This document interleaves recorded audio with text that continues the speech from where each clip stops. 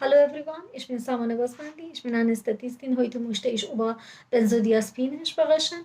Benzodiazepine sind die Standardsubstanzen für die Prämedikation am OP-Tag und Sedierung für die Nacht vor der Operation. Zahlreiche Präparate sind in klinischem Gebrauch. Sie unterscheiden sich im Wesentlichen nur in der Wirkstärke und Dauer. Benzodiazepine wirken sedierend, einlösend, amnestisch und antikonvulsiv, auch bei Lokalanästhetika Überdosierung.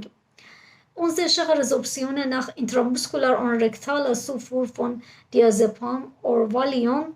Die intramuskular und intravenöse Injektion ist oft schmerzhaft und hat eine lange Wirkdauer. Benzodiazepine begünstigen bei älteren Patienten ein postoperatives Delir und sollten daher nur bei sehr aufgeregten Patienten eingesetzt werden. Das ist so wichtig. Einige Medikamente gehören zu Benzodiazepine, zum Beispiel Midazolam, Diazepam, Midazolam or Dormicum, Diazepam or Valium, Felonitrazepam or Rohypnol, Lorazepam und Lormetazepam.